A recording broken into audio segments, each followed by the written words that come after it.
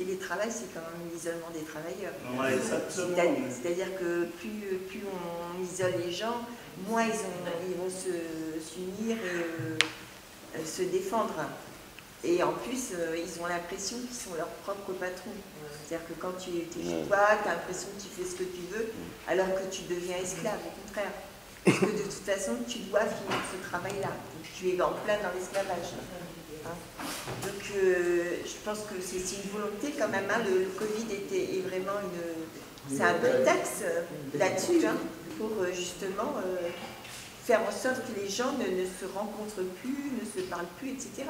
Les tout débuts du capitalisme, ça a commencé par le travail à domicile.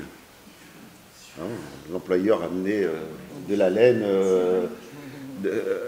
Et aujourd'hui, certains rêvent d'un télétravail qui permettrait effectivement qu'il n'y ait pas de contact entre les gens.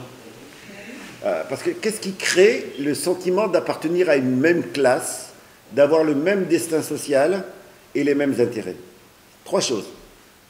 Ce qui crée cela, c'est d'avoir une grille explicative qui te montre la vraie cible. C'est tout le travail de la gauche historique et du mouvement syndical. Diffuser une grille d'explication qui permette de comprendre la réalité. Ça, c'est le premier facteur. Ce n'est pas le seul. Le second, c'est d'être avec d'autres qui partagent le même sort que nous. C'est-à-dire d'être dans des collectifs de travail, des collectifs syndicaux, des collectifs de lutte, etc. Pourquoi? Parce que c'est quand on est dans du collectif qu'on s'aperçoit de la communauté de sort. Pour avoir mené quelques expériences, voilà, c'est vraiment pour moi une chance que j'ai eue de faire ça, qui était d'accompagner des collectifs de chômeurs, par exemple, où on s'aperçoit très bien comment le discours qui est tenu au moment où on les met autour de la table, et où il y en a toute une série qui vont justement diffuser des idées sur les Arabes, les Noirs, etc. D'autres qui vont dire « mais je suis nul, je suis incapable de trouver du boulot », etc.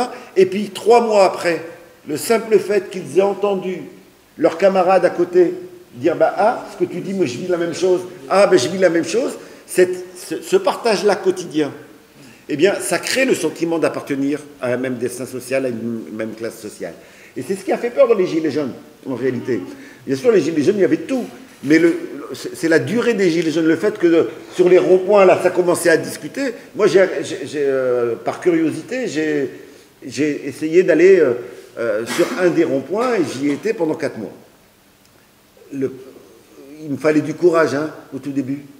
J'entendais, hein, les Arabes, ils nous prennent notre boulot. J'entendais ça.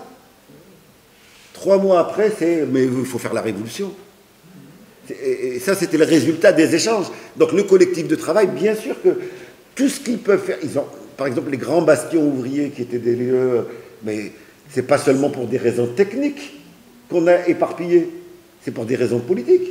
On préfère une multitude de petites entreprises qu'un gros bastion ouvrier. Parce qu'effectivement, ces contacts-là quotidiens, etc. Donc la seconde chose, c'est effectivement rediffuser du collectif. Et troisièmement, c'est le sentiment qu'on peut changer les choses. C'est la question des victoires. Et moi, je pense par exemple qu'on ne communique pas assez sur nos victoires. Il y a des luttes, il y a des victoires. Et souvent, on communique avant parce qu'il faut de la solidarité, on y va, etc. Mais les gens ont besoin de savoir que ça marche. Il y a des luttes qui gagnent. Et ça, trop souvent, on ne communique pas assez. Et je pense que ces 3 facteurs-là sont 3 facteurs essentiels pour redémarrer, quoi.